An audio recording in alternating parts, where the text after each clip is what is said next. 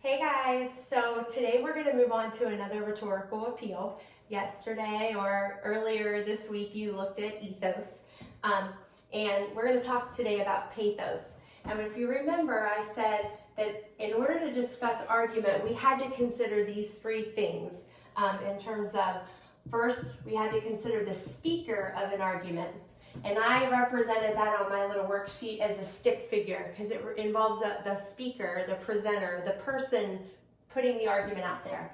And I said Aristotle talked about appeals of ethos when you're trying to really use the trustworthiness of your speaker in order to make your argument.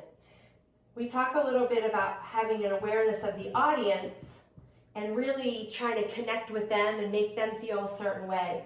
As an appeal, and we call that an appeal of pathos. And that's actually the one that we're going to talk about today. If you look, I wore a red hoodie, pink hoodie, because I'm representing pathos with a heart.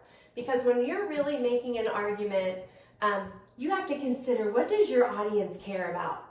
What do they want to feel? Or possibly, what don't they like feeling that you can associate with your argument in some way or another? So when we talk about appeals, remember we're using these appeals, that term appeals, because it's making them connect or feel a certain way. We're talking about appeals of pathos when we're really talking about ways that people making an argument will try to get the audience to emotionally connect with whatever it is, whatever their thesis or idea is. And remember, when we talk about thesis and the reasons and evidence to support, we're talking logos. But today we're really talking about this pathos one that I represent with the heart.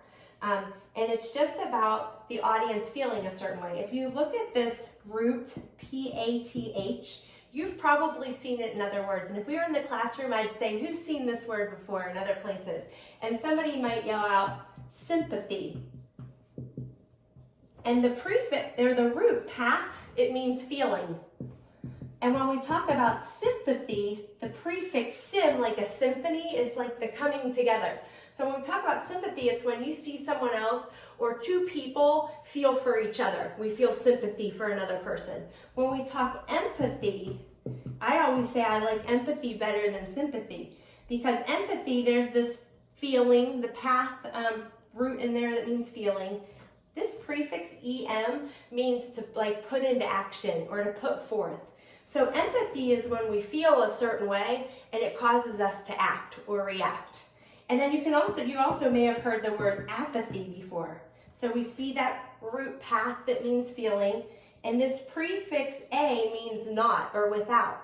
So if you're apathetic or you demonstrate apathy on an assignment, it's without feeling that you do it. It's uncaring.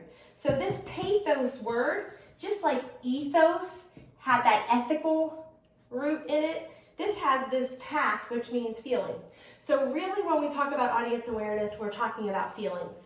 And it's, what do we want our audience to feel or not to feel? And you have to know what your audience cares about, what's going to hit them in the heart in order to really get them emotionally connected to your argument.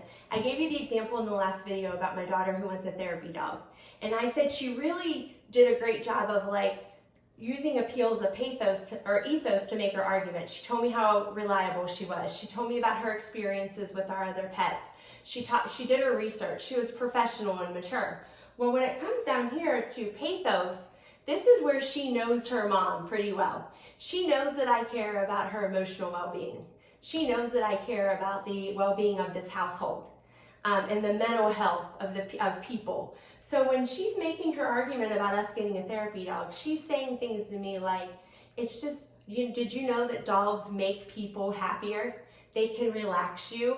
And she really starts to tie her argument to what she knows I already care about and want to feel for her or feel connected with her about, like her mental health and her happiness. And that's how you really get to your audience, when you know what they care about. We're going to be looking at some more ads today on that document, and you're going to see a heart with all of the links there. And you're going to see advertisers who take their product, and instead of, telling us the details of their product or the reasons that they're reliable, they'll tie it to emotions or feelings they know people want to feel. So I think that it's pretty cool the way advertisers really use music and images. It's the same thing that a writer or a presenter would do. We use figurative language. We use stories to kind of connect to our argument, to kind of get somewhere.